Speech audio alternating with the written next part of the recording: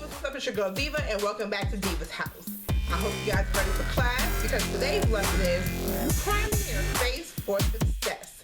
Yes, y'all, this is going to be a two-part tutorial Friday, because first I'm bringing you this lesson, and then I'm bringing you a Diva beat like none other. So y'all stay tuned if y'all want to see what this lesson is about. Get your pens and your notebooks ready, because class is in session.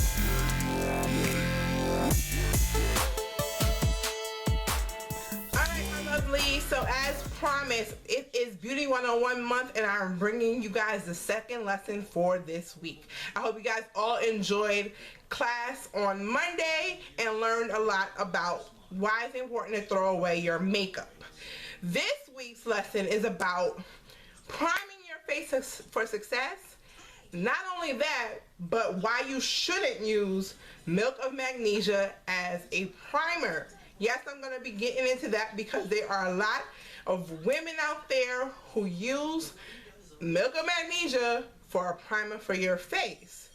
So that's going to be part 2 of today's lesson, but later on, make sure you come back, because your girl is going to bring you a Diva beat. So let's dive into this. So if you're a newbie to makeup, this lesson may help you out perfectly. I have a question for all of my makeup divas out there. Do you put a primer on your face before your foundation? Or have you always put a primer on not knowing what use it was before you put foundation on your face? Well, let's dive right into that first question. So what is a primer?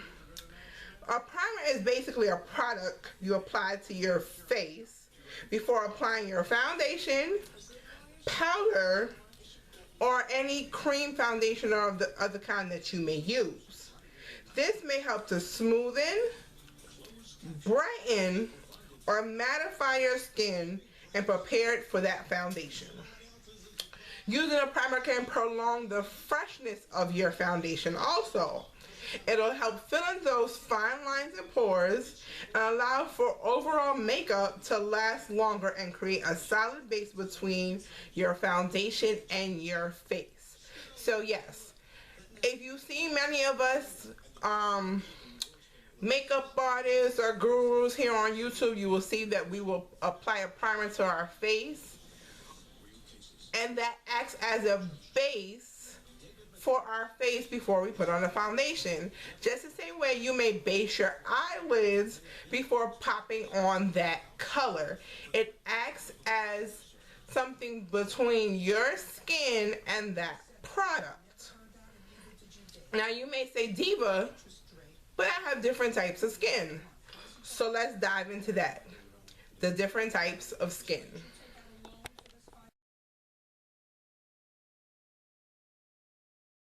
Alright, so we're going to talk about different skin types.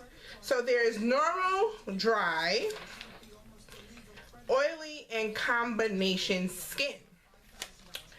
So the normal skin person with a normal skin is going to look for a primer that is light in formula, and it's just something that's going to help protect their normal skin. They may not have huge or large pores. Their pores are probably very fine. And they don't need something heavy or something that's going to completely seal up those pores or anything of that. So they're probably going to stick with something that is probably doesn't have silicones or anything in it. Someone who has dry skin,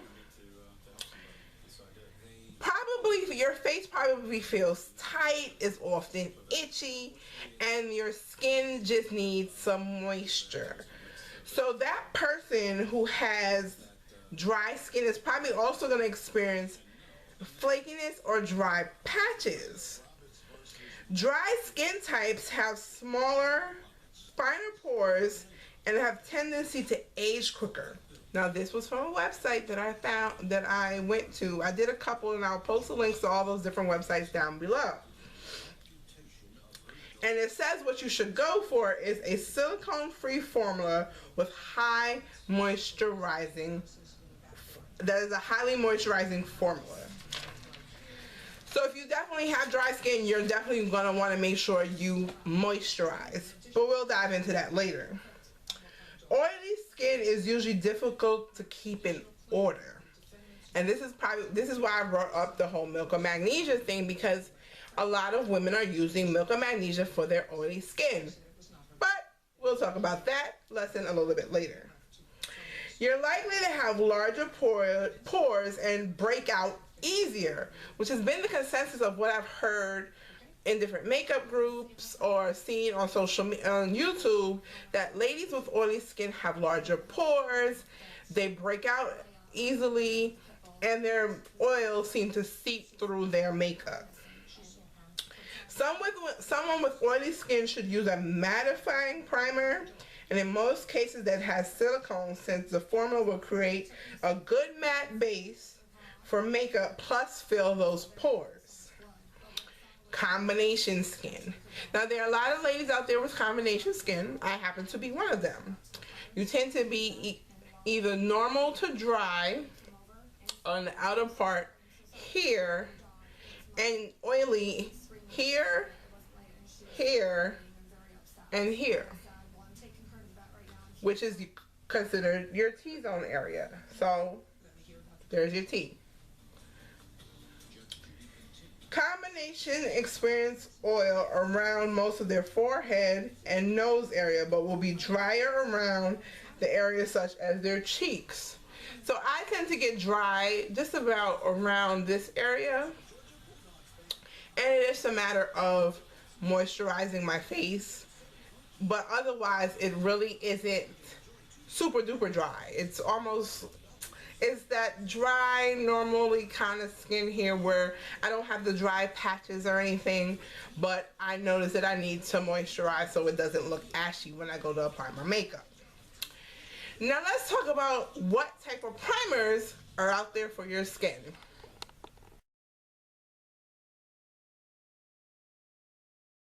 Alright, so we're going to talk about mattifying primers first. These are suitable for oily and combination skin, and as the name suggests, help to control oil. Applying to T-zone to control shine in that region. So for instance, I use number 7 Beautifully Matte Makeup Base. And it says stop shine for, a matte finish and improves blemishes. This definitely leaves my face feeling matte. Another product, and I don't have it in here, but I will grab it to show you guys what I use to wash my face in the morning, also helps with that, but I'll show you guys that in just a bit because I have to go in the other room and grab it. I went and grabbed it. So it's the Garnier Clean Plus Shine Control Cleansing Gel. It removes excess oil and mattifies skin, and it has charcoal in it. And this is for oily skin, and it's oil free. So I'll use this before doing my makeup, and basically I will still have to moisturize after I use it, but I definitely use this to kind of mattify my face, moisturize, and then apply my base. So this way my face, the application is absolutely flawless. Let's move on to the next primer, pore minimizing primers. This is meant for people with large open pores, and as the same suggests, helping make pores smaller in appearance. I'm quite sure you can find a base that not only mattifies but helps to minimize pores. So what you want to do is really pay attention to those labels. If you know your skin type, you know what kind of primer to buy. Let's move on to brightening primers. These contain a healthy dose of nutrients that works on the skin to impart lovely glow to the skin. Some brightening primers may contain light reflective particles that are responsible for the glow, generally moisturizing and creamy. Our next primer is a smoothing primer. Contains silicones and has smooth, slippery touch. Creates a smooth base on the skin on which foundation glides much more easily and makes foundations last longer, and sometimes have oil control properties as well. Our next primer is our color correcting primers. These primers contain traces amounts of the color to counteract red, yellow, orange tones in your skin. Complementary colors are used to get the neutralization, hence a green tinge primer for red tones, and lavender works for yellow and orange tones. So yes. So if you are, say like most women of color have like a red or orangey undertone to their skin, those color correcting primers, like a red or orange, is great for dark circles. That's what I use to cover up my dark circles. And in order to neutralize, you'll use either a green tinge primer for red tones or lavender works for yellow tones. So it's also important to know your undertones of your skin so you know how to counteract certain things on your skin, say like blemishes or something of the other. Now when you're applying your primer, you want to do this after moisturizing and applying sunscreen to your face.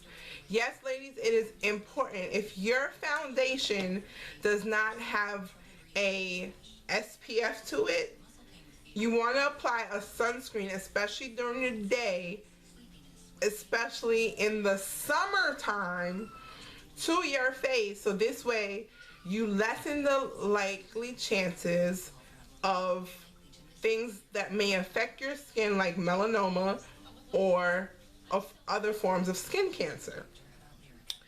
So wait a few minutes and for the product to have sunk in, and then apply a small amount all over your face. You can either use with a fingers or your brush.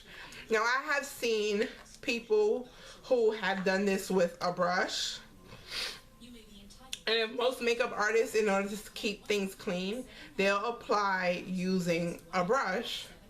Whereas if you're personally doing your makeup, you're probably going to use your fingers. So I'm going to put this all over my face. And of course, I've already gone ahead and cleaned and moisturized my face, so this way it's not dry in those areas where I say I was dry, which is around this area. And rub in, let's get that, there we go. And rub in my T-zone area and on my nose. And I have now basically set my face up for success. So let's dive into why we shouldn't use milk of magnesia for a primer.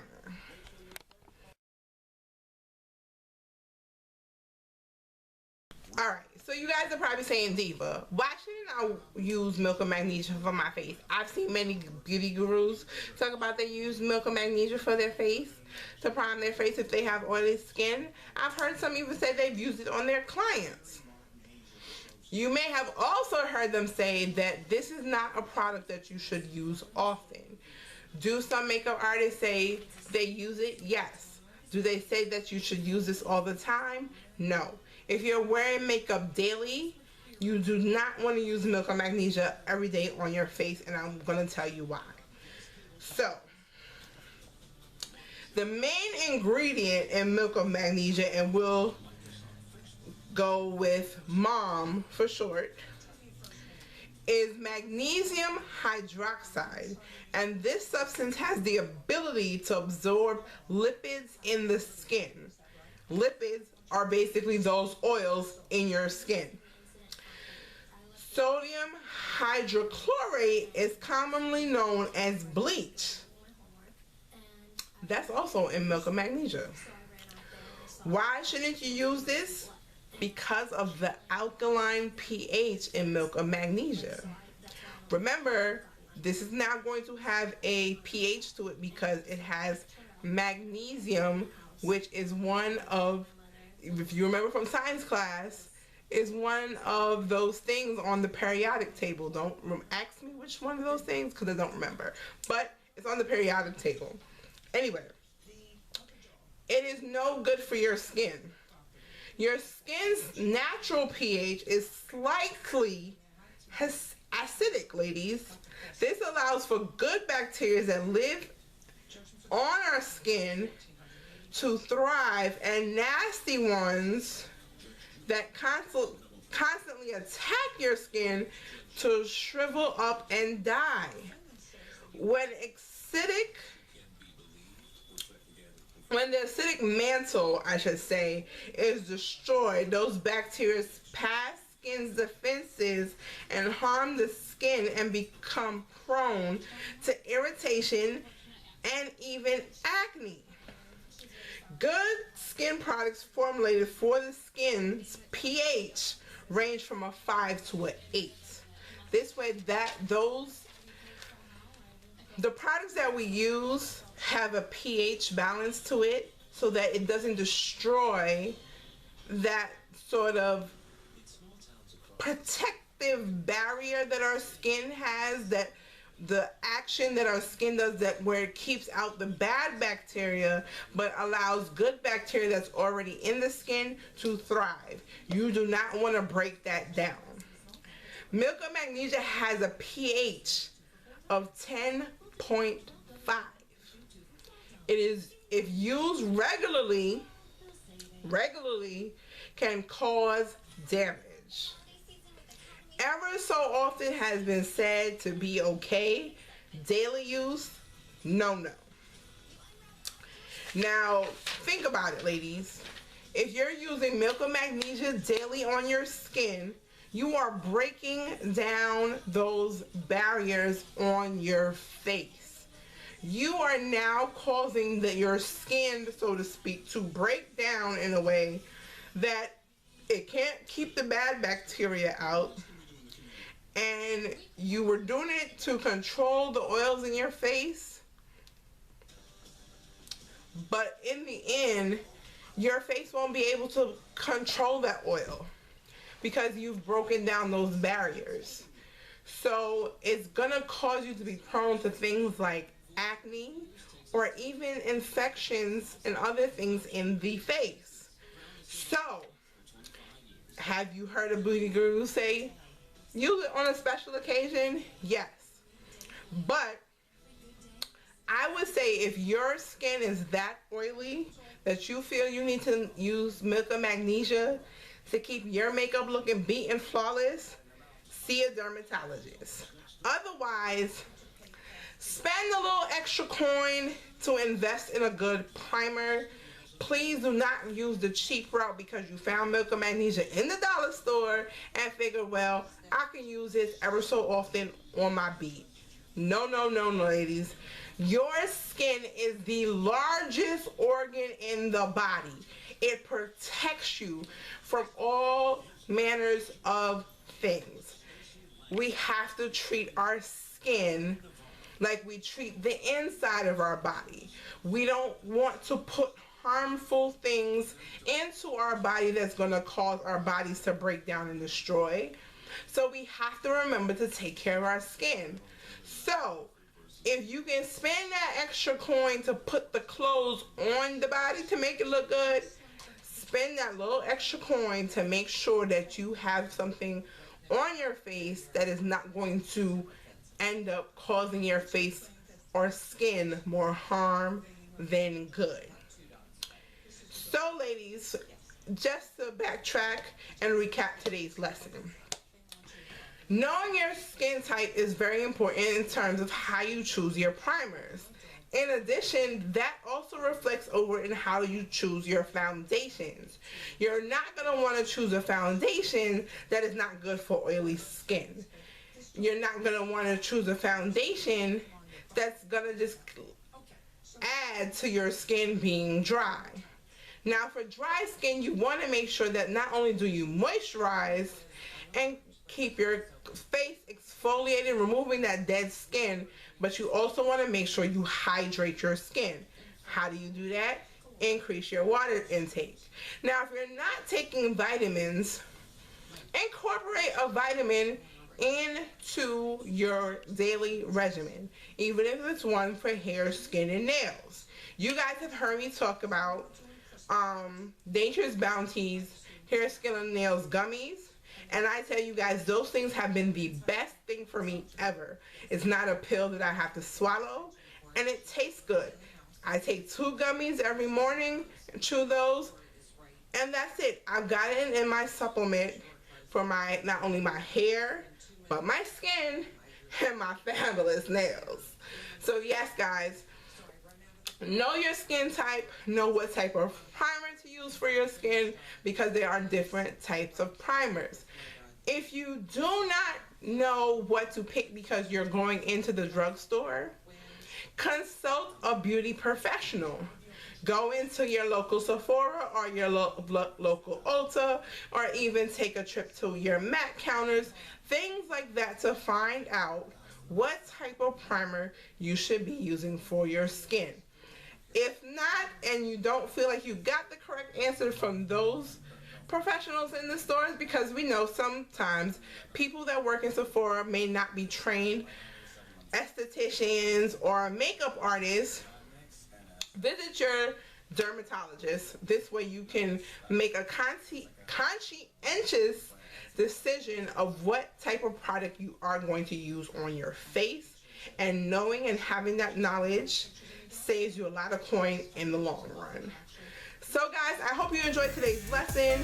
If you have any questions, comments, or feedback, leave that all down below. Stay tuned for part 2. You know your girl about to beat this face.